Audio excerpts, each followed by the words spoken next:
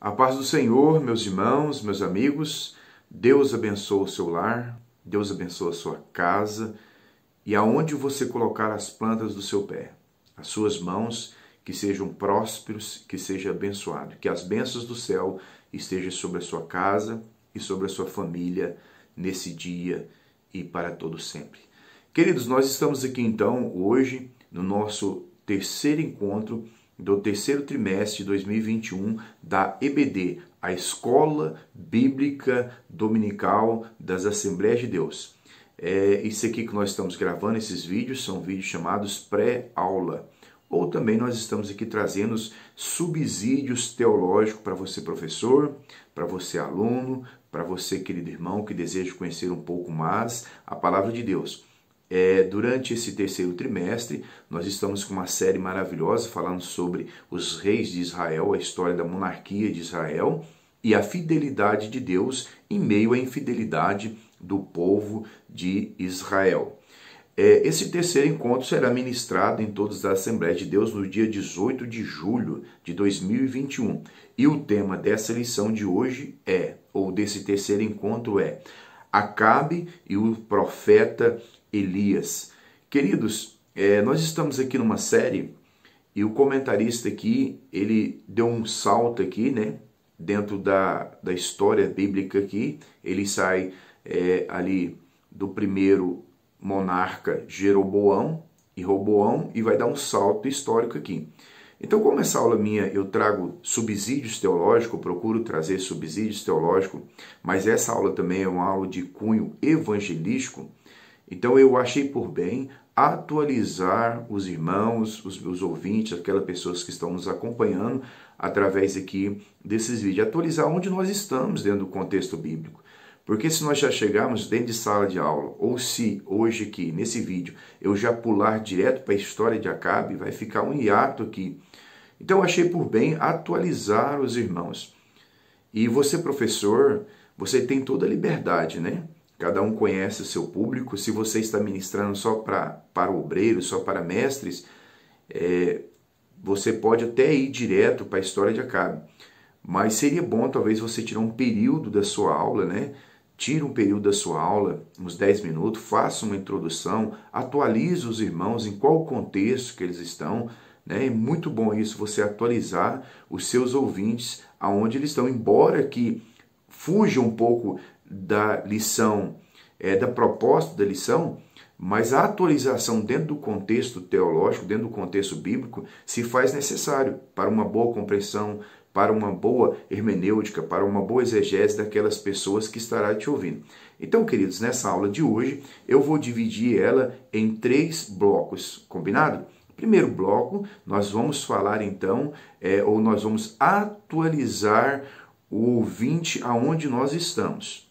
O segundo e o terceiro bloco, então nós vamos trabalhar a lição proposta, ou esse terceiro encontro da EBD do terceiro trimestre de 2021. Quero chamar você para me acompanhar junto, para que nós possamos ir até o final desse terceiro encontro nosso, que vai ser maravilhoso. Tenho certeza que Deus vai falar conosco de uma forma toda especial através dessa terceira aula. Em nome de Jesus. Vamos lá juntos?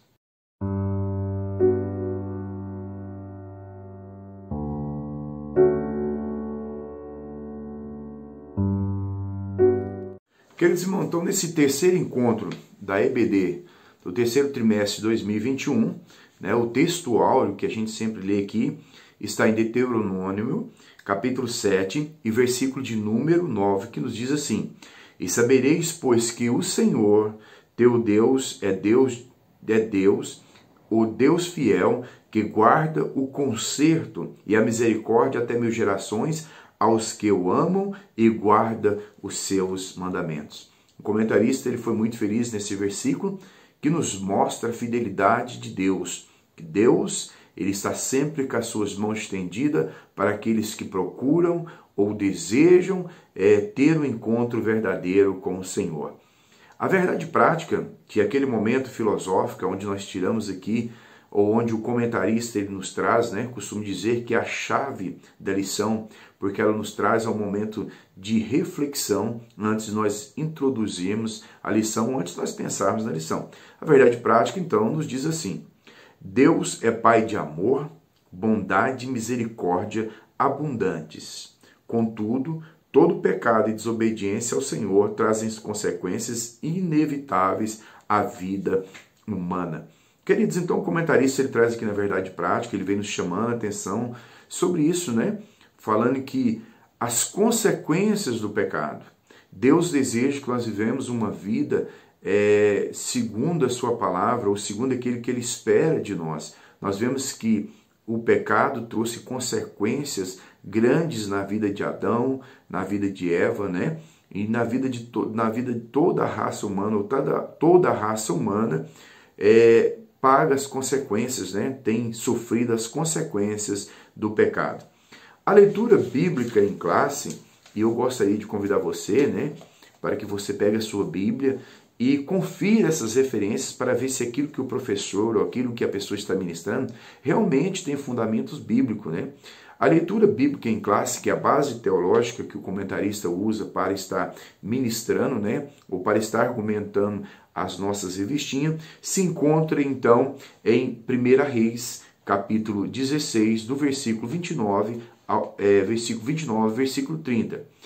Capítulo 17, do versículo 1 ao versículo 7. Capítulo 18, do versículo 27 ao versículo de número 21. Eu vou aqui ler para nós aqui só 1 Reis, capítulo 16, versículo 29, versículo de número 30, que nos diz assim: Acabe, filho de Onri, começou a reinar sobre Israel no ano 38º de Asa, rei de Judá. E reinou Acabe, filho de Onri, sobre Israel em Samaria 22 anos. E fez Acabe, filho de Onri, o que era mal aos olhos do Senhor, mais que todos os que foram antes dele. Querido, já esse versículo bíblico aqui, comentarista nos traz, já nos mostra, né, e é bom a gente já começarmos a pensar a partir de agora, o quanto Acabe ele foi perverso, né? E nós vemos o texto bíblico diz que Acabe fez pior do que todos os reis que foram antes dele. Então, querido, gostaríamos de atualizar os irmãos aonde nós estamos, tendo em vista que esse terceiro trimestre, né, é uma consequência, ou seja, é uma série de estudo dentro da história dos reis de Israel. Estamos falando sobre a fidelidade de Deus em meio à infidelidade do povo de Israel. Então, voltando aqui, ou nos atualizamos aonde nós estamos dentro da Escritura, porque o comentarista ele dá um salto aqui, né? Ele faz um hiato aqui dentro dessa história aqui, história bíblica. Então, nós falamos nos vídeos anteriores que Israel viveu o período que nós chamamos de período de juízo, os períodos regentes, que era o período chamado período teocrático ou período da anarquia. E nós temos essa transição e nós vamos ter aí agora o reino unificado, né? Um rei reinando sobre as 12 tribos de Israel. Então nós vamos passar por Saul, vamos passar por Davi, vamos passar por Salomão, né? Nós vamos ter 120 anos dessa unificação. Na aula anterior, nós paramos na divisão do reino. Então, quando o filho de Salomão, né, o filho de Salomão, Roboão, assume o trono, houve então, né, aquele cisne, aquela repartição ou aquela divisão das tribos por causa do pecado, justamente por causa do pecado que Salomão ele vai introduzir na nação de Israel. Então, houve essa ruptura, né? E o que nós temos que entender aqui é que o Senhor, ele está sob o comando, é por isso que nós chamamos de monarquia teocrática, porque apesar de Israel estar sempre se desviando, nós vamos entender que Deus, ele sempre ainda está com a sua promessa sobre a nação de Israel e está sobre o controle da nação de Israel. Então nós vemos que essa ruptura, essa divisão, foi uma divisão que antes havia sido profetizado pelo profeta Aías. E o profeta Aías, então, ele traz essa mensagem profética para Jeroboão. E aí nós temos a ruptura do reino. Nós vamos, então, ter o reino do norte, como nós falamos nos vídeos anteriores, e nós vamos ter o reino do sul. qual que é a principal diferença? A principal diferença que nós temos que entender dentro dessa página, dentro dessa primeira página, dentro desse primeiro bloco nosso aqui hoje, é que o Reino do Sul vai ser governado, ou os reis, os monarcas do Reino do Sul, né, que tem como capital Jerusalém.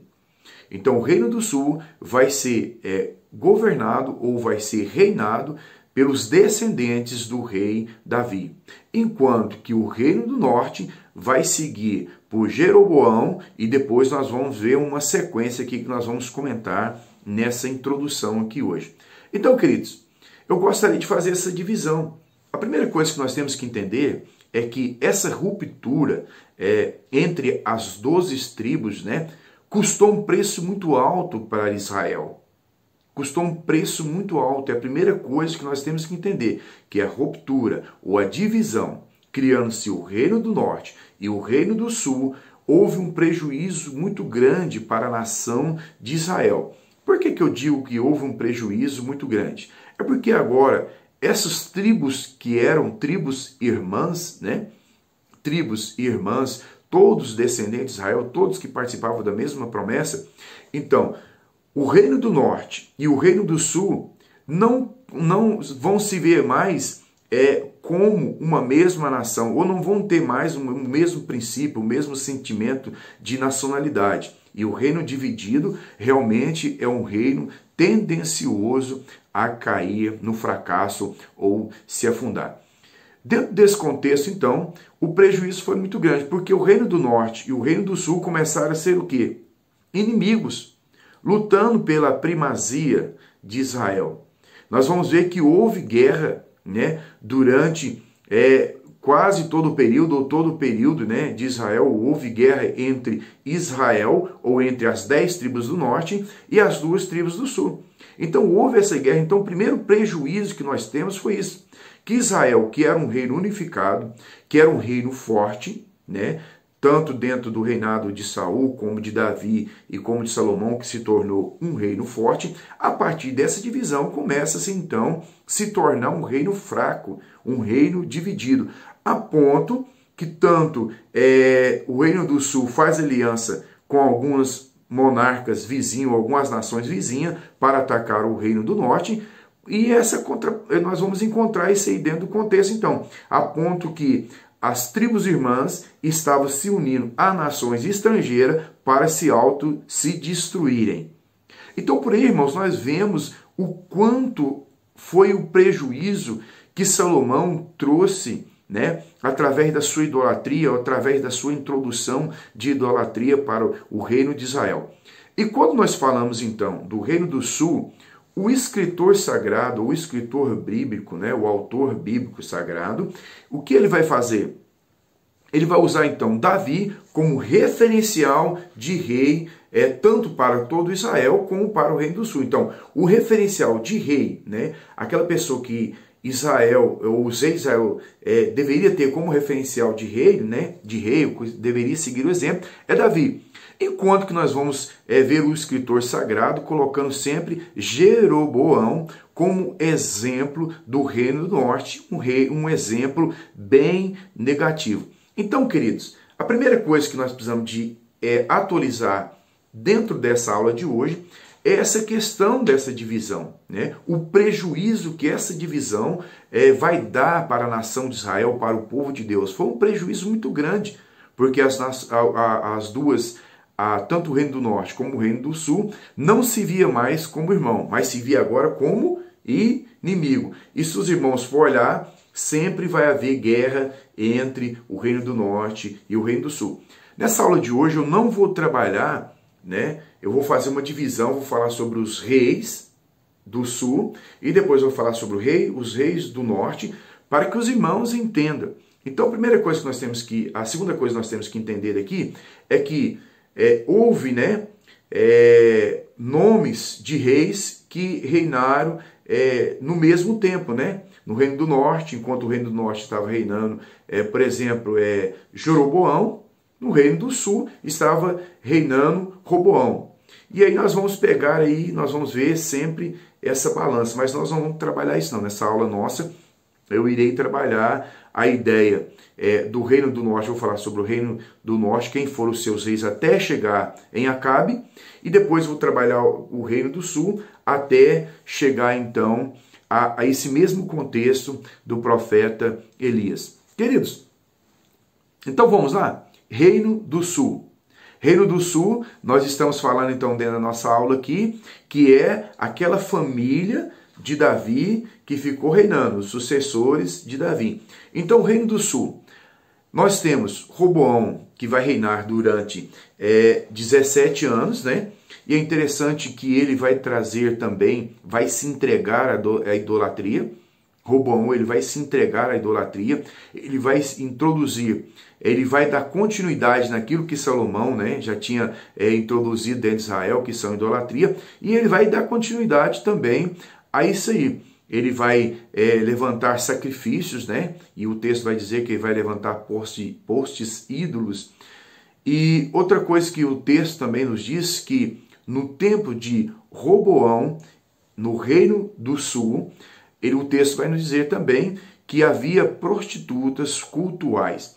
Então veja, houve uma entrega muito grande no período de Roboão, reinando no reino do sul.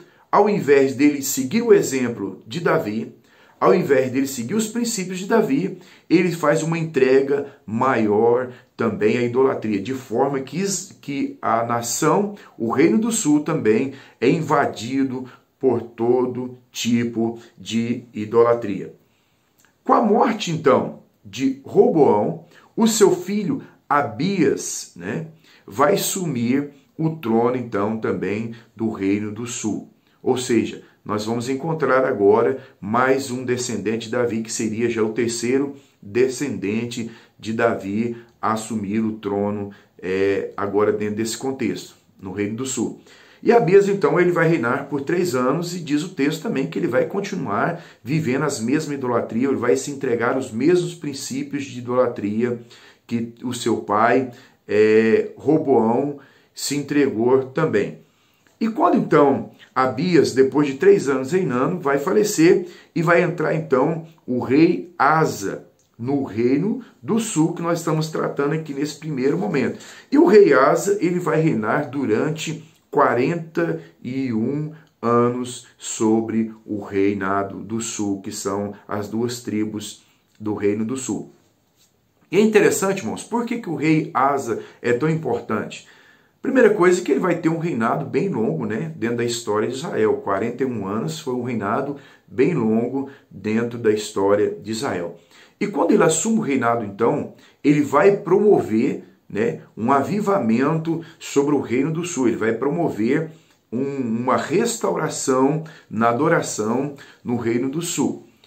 E ele vai expulsar essas prostitutas cultuais, né, ou prostitutos, né? Aqui tem uma versão que diz tanto homem como mulheres, essa expressão é usada dentro desse contexto.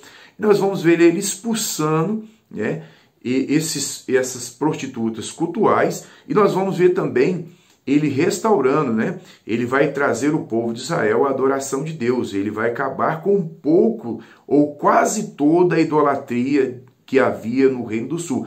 Porém, uma coisa que nós temos que pensar dentro do reinado de Asa é que ele não termina por completo, ou ele não tira por completo a adoração a outros deuses dentro do reinado do sul. Embora que o texto vai dizer que ele seguiu os passos do rei Davi. Lembra que nós estamos falando aqui que Davi se torna um referencial? Então o texto vai dizer que isso. Asa, então, ele vai promover uma grande restauração, né, espiritual dentro de Israel, a ponto do escritor bíblico dizer que ele fez o que era bom diante dos olhos do Senhor.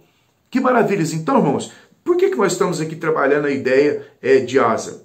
É porque justamente o contexto, né, da lição de hoje, de Acabe e o profeta Elias, vai já pegar o final do reinado de Asa também, vai coincidir, né, com esse final do reinado de Asa ali no reino do sul.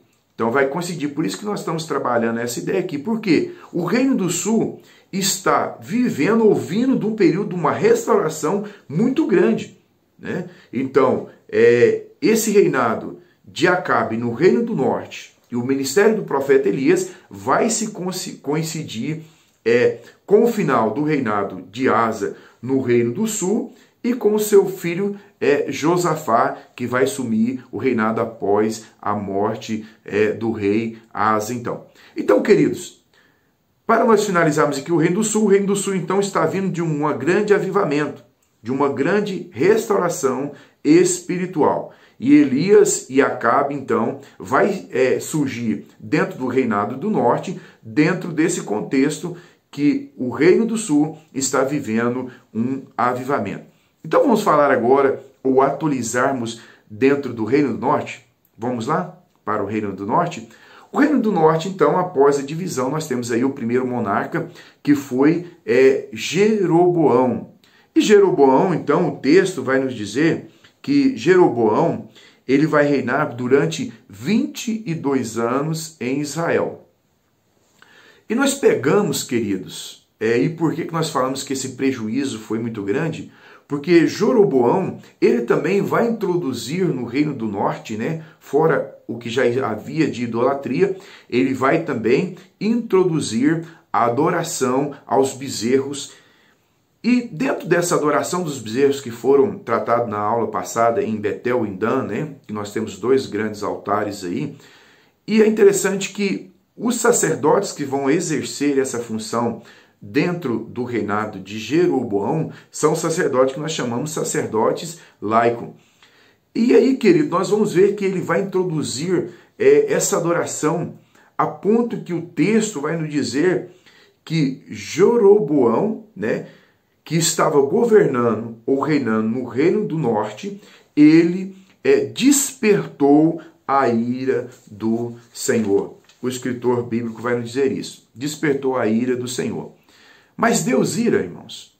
Isso aqui nós estamos falando sobre linguagem, Linguagem, as formas de expressar. Quando nós vamos para dentro da hermenêutica, nós vamos entender, quando nós atribuímos sentimentos a Deus, sentimentos humanos a Deus, isso se chama antropopatia ou antropopatismo, que é atribuir sentimentos humanos a Deus. Então é a forma de linguagem. Então Deus ele vai se irar com o rei Jeroboão.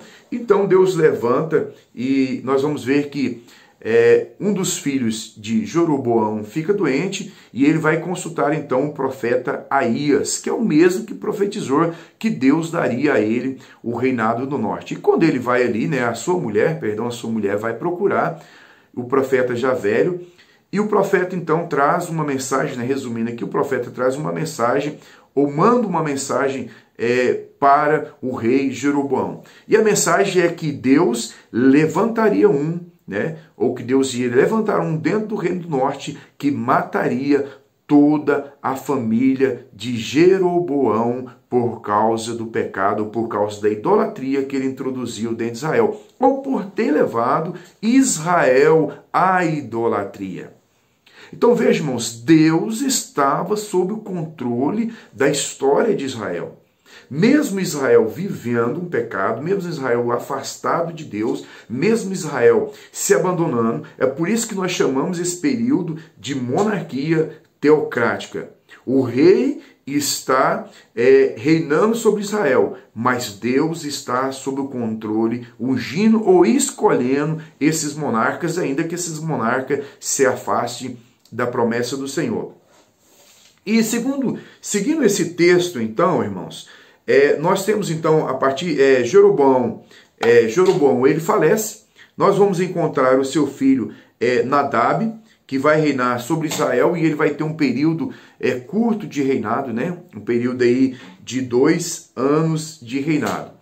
E aí nós vamos entender que o Reino do Norte, diferente do Reino do Sul, vai ser caminhado por um período de banhado de sangue, O Reino do Norte, essa é a grande diferença, que o Reino do Sul vai passando de pai para filho, a monarquia. E o Reino do Norte vai ser uma total destruição. Nós vamos ver que o Reino do Norte vai ser banhado por sangue, porque os monarcas vão se gladiando, se matando um ao outro para chegar no trono. Embora que isso havia uma promessa, ou embora que isso havia uma palavra profética. Nós vemos que havia uma palavra profética dizendo que Deus levantaria alguém para exterminar a casa de Jeroboão por causa do seu pecado. E é justamente Jeroboão morre, o seu filho Nadab, então, começa a reinar durante 2 anos, e Baasa, ele vai dar o golpe de Estado. E quando ele dá o golpe de Estado no Reino do Norte, no Reino do Norte,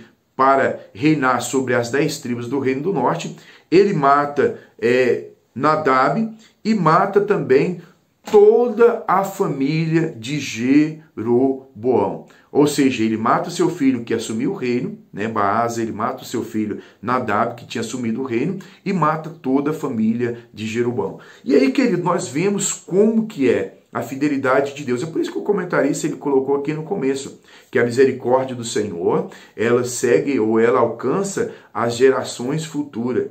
Mas todo pecado tem a sua consequência. E por que todo pecado tem a sua consequência? Justamente por isso, porque Israel, ao invés de voltar ao Senhor, ao invés de se entregar à adoração verdadeira, os seus reis preferiu viver uma vida de pecado. E agora eles começam a colher essa vida de pecado.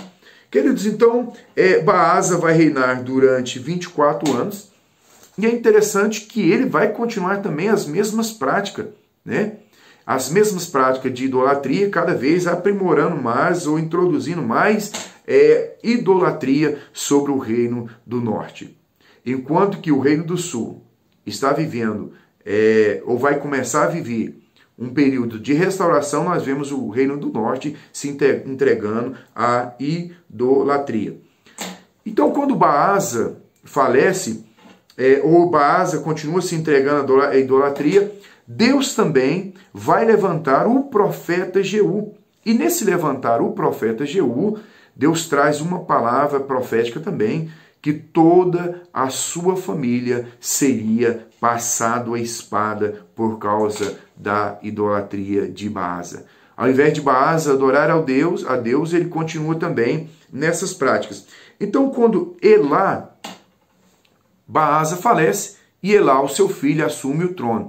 E nesse assumir o trono aí, nós vamos ver que ele vai reinar apenas 2 anos durante esse reinado.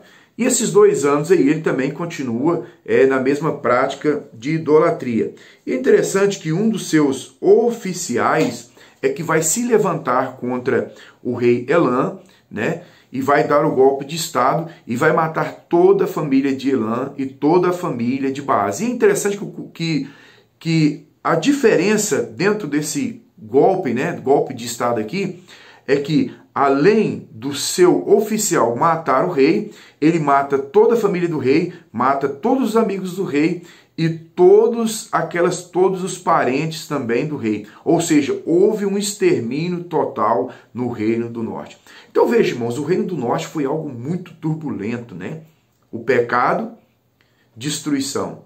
O pecado e as consequências desses pecados, e Deus, ele traz a espada sobre o Reino do Norte. Então, irmãos, a gente temos que pensar muito, refletir, né? Hoje nós temos Cristo, que morreu na cruz do Calvário e nos perdoa de todos os nossos pecados, mas nós precisamos de procurar a viver uma vida santa. Nós temos que procurar, embora que sejamos cheios de defeitos, cheios de falhas, mas nós precisamos de viver uma vida santa. E é interessante que ele vai reinar também só 7 anos, né? Ele vai reinar só 7 anos, e nós vamos ver então que Onri, né? Nós vamos pegar a honra aqui, que estava cercando, né, a cidade de Gibeton, dos filisteus, né? Eles vão ficar sabendo desse golpe de Estado, e o exército de Israel, né, do Reino do Norte, vai voltar e vai tomar a cidade de Tirza. E é interessante, queridos, eu não fiz um comentário aqui, mas gostaria de fazer. Eu sei que está um pouco grande essa introdução aqui, mas já estou terminando. Durante esses primeiros anos do Reinado do Norte, nós vamos ver que esses reis, tá? Eles governaram Israel, ou governaram o Reino do Norte, a partir da cidade de Tirza. Então nós temos aí Onri também, que vai continuar reinando, ele vai reinar durante 12 anos e vai cometer os mesmos erros que os seus antepassados fizeram, que é se entregando à idolatria.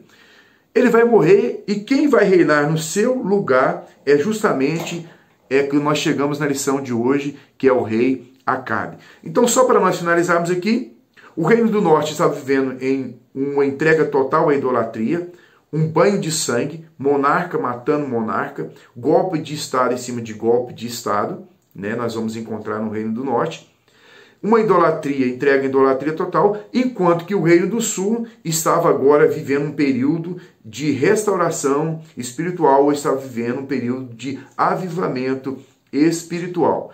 Os primeiros reis, o reino do sul, a capital, né, era Jerusalém, o monarca ficava em Jerusalém.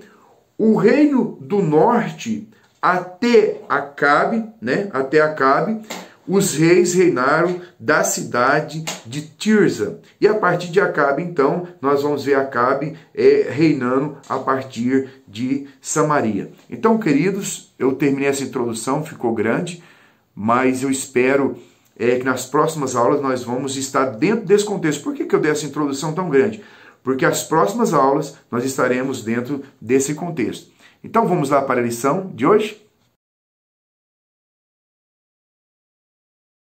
Queridos, então nesse segundo bloco aqui nós já fizemos uma atualização e nós já estamos dentro da lição de hoje. E a lição de hoje, ou essas próximas aulas que nós vamos falar, isso vai estar dentro desse contexto que eu acabei de dar a introdução aqui no primeiro bloco. Então nesse segundo bloco nós vamos trabalhar já sobre a lição, né? Sobre o contexto da lição. É interessante então que nós estamos trabalhando a ideia do reino do norte. O reino do sul está vindo de um avivamento e o reino do norte está entregue à idolatria. E Acabe, então, quando o seu pai falece e Acabe começa a reinar sobre o reino do norte, diz-nos o texto, gostaria de ler em 1 Reis, capítulo de número 16 e versículo de número 30, que diz assim: E fez Acabe, filho de Onri, o que era mal perante o Senhor, mais do que todos os outros que foram antes dele. Então, queridos amigos que está nos acompanhando através dessa série, Os Reis de Israel, o reino do norte já estava entregue à idolatria. O reino do sul vindo de um avivamento espiritual. E Acabe, quando assume o reino, que sai de Tirza e agora vai reinar da cidade de Samaria, Acabe diz-nos o texto que ele fez pior do que todos os reis anteriores. Ou seja, em Acabe nós vamos encontrar o máximo de idolatria dentro da história dos reis de Israel, o reino do norte, as 10 tribos do norte. E o problema maior que nós temos aqui, que começou lá em Salomão, a questão da diplomacia de Salomão, a questão de Salomão casar com essas mulheres estrangeiras, e é justamente o que Deus tinha falado para que os reis de Israel, ou para que a nação de Israel não fizesse, não desse os seus filhos, nem pegasse as filhas das nações estrangeiras como esposa ou como marido dentro do contexto, é justamente por quê? Porque a questão de corromper a nação de Israel, isso foi justamente essas mulheres estrangeiras, né, que veio trazendo as suas idolatrias ou despertar aquilo que estava no coração desses monarcas em oculto. De forma que essas mulheres que começam em Salomão, e aí essas alianças vão continuar, os reis vão continuar fazendo essas alianças, que se casando com mulheres estrangeiras. E aqui nós vamos encontrar uma das piores mulheres, uma das piores rainhas que teve na história, tanto na história geral da nação de Israel, tanto do Reino do Sul como do Reino do Norte. Mas aqui nós estamos trabalhando, o contexto está dentro do Reino do Norte. Então, queridos, nós temos aqui Jezabel, né? Diz aqui o primeiro tópico aqui, o casamento de Acabe com Jezabel. É o primeiro tópico da lição aqui. As consequências das escolhas erradas, a rainha perversa, né? E nós vamos ver sobre isso. As consequências da escolha errada. E Jezabel, né, uma princesa do reino de Sidom, nós vemos aí que o reino do norte, eles vão casando com essas princesas para fazer alianças, né? E essas alianças, ou essa questão de casar com essas mulheres estrangeiras que foram os prejuízos de Israel. Então nós vamos encontrar aqui Jezabel, né, uma das princesas de Sidom, E foi o problema que Jezabel justamente era devota a Baal e a Sera, duas divindades daquele povo.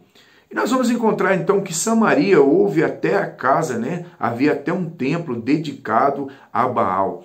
E aí essa mulher, por nome de Jezabel, vai ser uma das piores figuras que nós vamos encontrar na Bíblia Sagrada.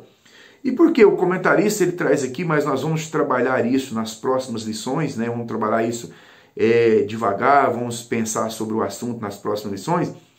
Jezabel ela vai perseguir os profetas do Senhor. Jezabel, além de trazer a idolatria, além de levar o povo de Israel ou dar sequência àquilo que eles estavam vivendo, o reino do norte estava vivendo, ela também vai perseguir os profetas do Senhor, ela vai se entregar a crimes também. Nós vamos ver, né, a vinha de Nabote aí, nós vamos ver isso aí nas próximas aulas também, o que ela vai fazer para agradar o rei Acabe. E a questão maior é a forma que ela manipulava o rei Acabe, e é isso que está em evidência. E é interessante, irmãos, que já no começo da história do rei Acabe, no capítulo 17, nós vamos ver então a figura do profeta Elias. Então Acabe, ele se entrega ao pecado, ele se casa, né, com uma das princesas de Sidom, que vai introduzir de forma estrondosa a adoração a Baal e a adoração a Sera, de uma forma que o reino do norte se entregou à total idolatria ou à total prostituição idólatra que houve na história de Israel. E é justamente dentro desse contexto. E Deus levanta o profeta Elias, então, né, das montanhas, né, da região de Tibista, né, Elias, o profeta da região de Tibista, e Deus levanta ele com uma mensagem profética para o rei Acabe. E Elias ele traz uma mensagem não muito agradável para o reino do norte. Veja, a mensagem é para o reino do norte e nós temos que fazer essa divisão teológica, porque quando nós falamos de Israel, senão vira aquela bagunça, parece que o trem está tudo, né, de cabeça para baixo. Então, querido professor, querido aluno, nesse princípio nós estamos falando sobre o reino do norte. E Elias, então, ele traz essa mensagem profética, ele vai até o profeta, ele vai até o rei Acabe e traz essa mensagem dizendo que não haveria chuva no reino do norte ou em Israel durante um bom tempo, segundo a sua palavra. Elias está incumbido de trazer essa mensagem. Elias ele tem tanta convicção que aquilo que ele está trazendo é da parte do Senhor. Ele tem tanta convicção que ele é o porta-voz do Senhor, que ele vai dizer para Acabe que não haveria chuva durante um período longo, segundo a sua palavra. Queridos, a primeira lição que nós aprendemos aqui no campo espiritual é que Deus, ele usou profetas, tanto naquele período como nos dias atuais. Que convicção que é essa, irmãos? Né? No meio da idolatria, no meio da perversidade, no meio, quando Israel está se entregando à idolatria, Deus usa homens com autoridades. Deus em todo tempo levantará homens e mulheres com autoridade. Queridos, a nação pode estar entregue à perversidade, mas Deus sempre terá os remanescentes. Sempre haverá homens e mulheres de Deus entregues ao Espírito Santo. E Elias é um desses exemplos, né? O escritor sagrado faz questão de ressaltar Elias, mas quando nós vamos para o contexto, nós vamos encontrar que havia vários homens no Reino do Norte, vários profetas, não que tiveram a mesma evidência do ministério de Elias, não que tiveram o mesmo holoforte, mas houve homens e mulheres de Deus em todo o tempo. Gostaria de deixar uma palavra de Deus para você nessa lição de hoje, querido. Talvez você não esteja em evidência, talvez os holofortes da vida, as câmeras da vida não estejam te enxergando, mas eu quero te dizer que Deus, Ele conta com você, Ele conta comigo para a sua obra. Deus, Ele conta conosco, Deus, Ele nos conhece, Ele sabe o nosso coração, Ele sabe o nosso propósito. Ainda que não tenhamos um nome grande igual Elias, mas Deus conta com cada profeta dele sobre a face da terra. Deus conta com você, meu querido. Não abra mão do seu ministério, não abra mão da sua chamada, não abra mão dos ideais que Deus colocou no seu coração. Não abra mão dos seus sonhos por nada. Não abra mão daquilo que Deus colocou na sua mão para fazer. Ainda que te custe um preço muito alto, mas não abra mão. E assim então que Elias ele traz essa mensagem profética, e nós já estamos aqui dentro do nosso segundo tópico, né? Nós estamos aqui dentro do nosso segundo tópico. Elias então, ele aparece, né? Ou ele vai até Acabe com essa mensagem. E quando ele termina essa mensagem, Deus, irmãos, é que se responsabiliza pela mensagem. É Deus também que cuida de nós. Eu aprendo uma lição muito grande aqui nesse segundo tópico aqui, uma lição maravilhosa eu aprendo aqui nesse segundo tópico com um comentarista aqui e através das Escrituras Sagradas, é que por maior que seja a adversidade, se nós estivermos firmes nos pés do Senhor, Deus sempre estará cuidando de nós. Quero dizer para você, querido amigo, querido irmão, que está nos acompanhando através dessa série Os Reis de Israel, da EBD, Escola Bíblica Dominical, que por maior que seja a sua adversidade, por mais difícil que seja o momento que você esteja vivendo, eu quero dizer para você que Deus jamais vai desamparar a sua vida. Elias, ele traz essa mensagem profética e Deus diz para ele traz essa mensagem profética que haveria seca em Israel, no Reino do Norte. E realmente houve seca, realmente houve fome, realmente houve necessidade, realmente veio uma grande adversidade. Imagine o tamanho da adversidade que veio sobre o Reino do Norte. Porque era Deus que estava no controle, era Deus que estava, sobre o controle da nação. Mas Deus tinha uma porta de escape para o servo dele, ou para o profeta dele. Assim que ele entrega essa mensagem profética a Acabe, Deus diz para Elias: agora vá ao ribeiro de Querite.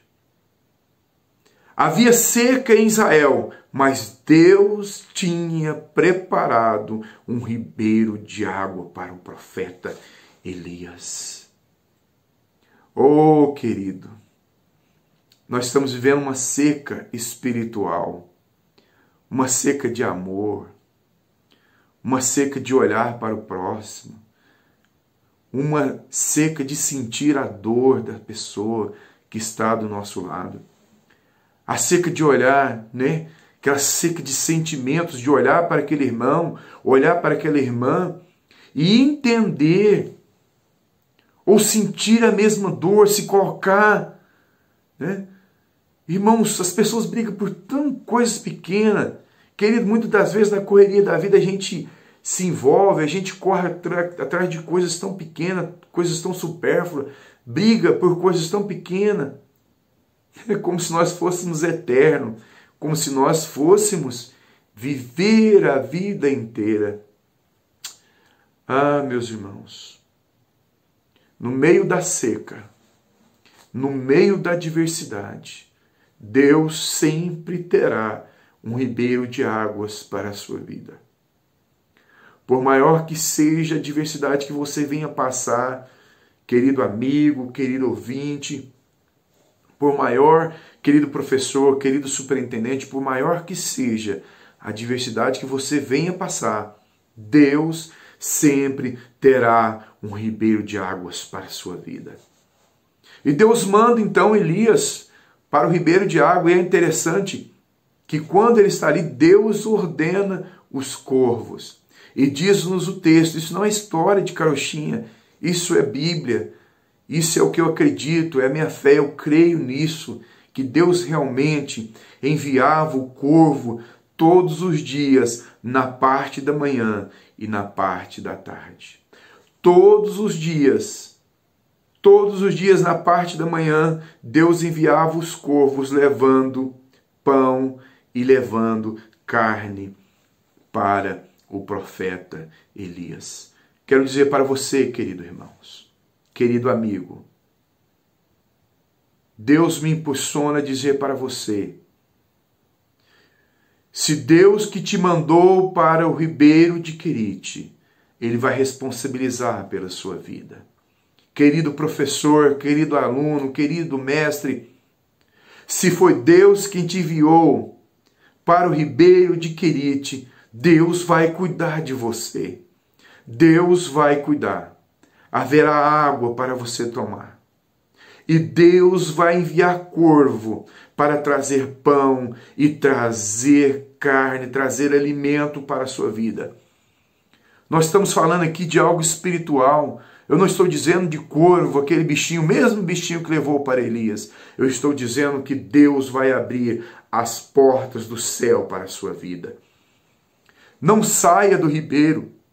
Enquanto havia diversidade, enquanto havia morte em Israel, enquanto havia sofrimento na nação de Israel, no reino do norte, enquanto havia pessoas morrendo de fome, pessoas morrendo de sede, enquanto havia todo tipo de calamidade, Deus estava cuidando do seu na beira do rio Querite.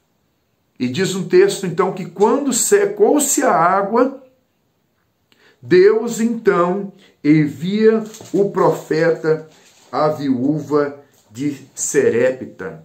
Ah, queridos, o milagre maior que nós encontramos nessa lição, nesse terceiro encontro, eu disse que era algo maravilhoso, nesse terceiro encontro nosso, que maravilha, são lições maravilhosas para nós aprendermos sobre o cuidado de Deus.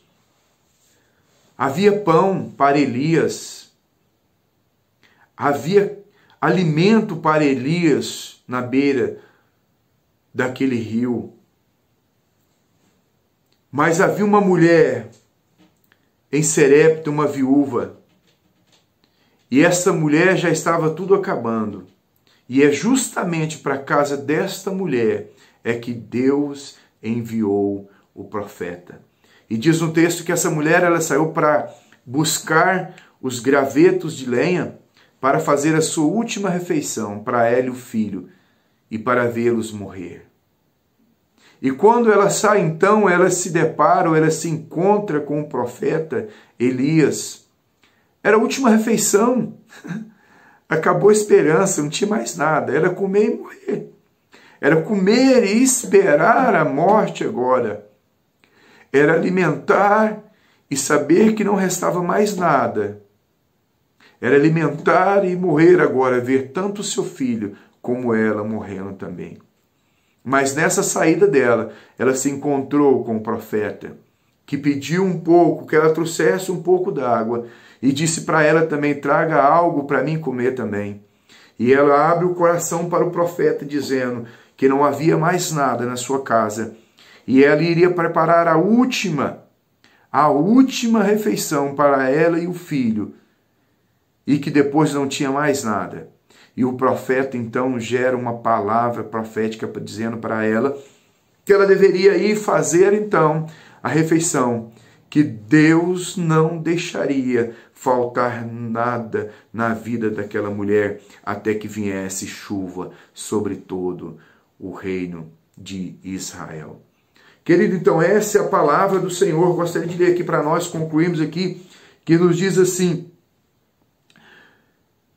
Então lhe veio a palavra do Senhor dizendo: dispõe-se e vai a Serepta, que pertence a Sidom, e demora-te ali, onde ordenei a uma mulher viúva que te dê comida. Então ele se levantou e se foi a Serepta. Chegando à porta da cidade, estava ali uma mulher viúva espalhando lenha, e apanhando lenha. Ele o chamou e lhe disse, traça-me peço-te uma vasilha de água para eu beber. Indo ela buscar, ele o chamou e lhe disse, traze-me também um bocado de pão na tua mão. Porém ela respondeu, tão certo como vive o Senhor, teu Deus, nada tenho cozido, há somente um punhado de farinha, uma panela e um pouco de azeite numa botija. E vês aqui, apanhei 2 cavacos, eu vou preparar esse resto de comida para mim e para o meu filho.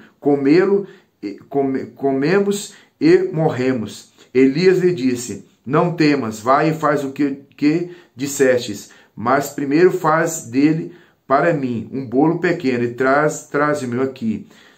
Depois farás para ti mesma, para o teu filho, porque assim diz o Senhor, Deus de Israel, a farinha da tua panela não se acabará, e o azeite da botija não faltará, até o dia em que o Senhor fazer chover sobre toda a terra.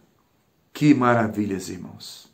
Eu quero fechar esse segundo bloco, terminando aqui de concluir e pensar com os irmãos. Quando Deus fala com Elias, para que ele saísse da beira daquele riacho e manda ele à casa daquela viúva, Deus disse para Elias que aquela viúva que não tinha nada seria a que ia sustentar o profeta do Senhor. Nós aprendemos muito com essa lição de hoje, que maravilha.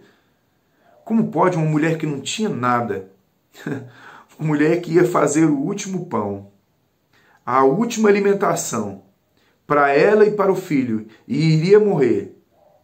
Agora Deus justamente fala para o profeta aí que esta mulher, que uma viúva ia tratar dele. Queridos, como nós aprendemos como Deus é maravilhoso, como que as coisas do Senhor é maravilhoso. Como pode uma mulher que não tinha nada, talvez seja esse o contexto que você esteja vivendo. Olhando aparentemente, você não tem nada, acabou. Não tem nada. Mas eu quero liberar uma palavra de Deus para a sua vida, querido professor, querido superintendente, querido amigo que está me vendo. Por maior que seja a sua diversidade, talvez você esteja vivendo o último pãozinho, mas Deus tem farinha para a sua panela ainda. Deus abrirá portas onde não há porta. Haverá o sobrenatural na sua vida, em nome de Jesus. Termina esse segundo bloco, querido. E nós fechamos aqui também o terceiro tópico. E nesse terceiro bloco de hoje, como eu tinha falado com os irmãos, Elias, então, depois de muito tempo, ele vai comparecer diante de Acabe. E aí, querido, você tem toda essa liberdade de trabalhar dentro de sala de aula, né? Eu sei que esse vídeo ficou um pouco longo, porque eu atualizei, essa aula é uma aula de cunho evangelístico também, eu atualizei os irmãos aqui dentro desse nosso contexto. No terceiro tópico fala sobre o encontro de Elias com Acabe. E é algo maravilhoso que nós temos, e você poderá explorar, né, esse contexto aqui dentro da sala de aula. Então Israel está vivendo uma sequidão espiritual, não só uma sequidão de chuva, mas Israel também está vivendo uma sequidão espiritual. E Deus então permite que o profeta se encontre de novo com Acabe. E ele traz de novo uma palavra profética agora, que haveria chuva em Israel. Então esse é o Deus, irmão, que está sob o controle da nação de Israel. Esse é o Deus que está sob o controle do povo de Israel. Embora Israel está vivendo em meio à infidelidade, embora a nação de Israel esteja vivendo tanto o reino do norte, como o reino do sul, em alguns períodos vai passar avivamentos, outros entregues à idolatria, mas sempre Deus estava sobre o controle do seu povo. Apesar da sua idolatria, apesar da sua entrega à prostituição espiritual, Deus não desamparou a nação de Israel. É por isso que nós estamos falando sobre a infidelidade de Israel e a fidelidade de Deus para com aquela nação. Querido aluno, querido professor, querido mestre, dentro de sala de aula você vai ter toda a liberdade de explorar o tema. Nós finalizamos aqui, né, essa sequidão quando Deus então envia o profeta e o profeta então traz uma mensagem da parte do Senhor e Deus manda chuva sobre Israel. Queridos, espero ter te ajudado dentro dessa aula de hoje. Você vai ter toda a liberdade dentro da sua sala de aula a trabalhar. E nas próximas aulas nós vamos voltar a esse contexto e trabalhar a história de Jezabel. Então, querido, dentro da sala de aula você não é obrigado a despejar todo o contexto, porque agora nós estamos dentro da sequência, nós vamos voltar. Senão vai ficar aquelas aulas muito cansativas. Que Deus abençoe a sua vida, que Deus abençoe a sua família, em nome de Jesus.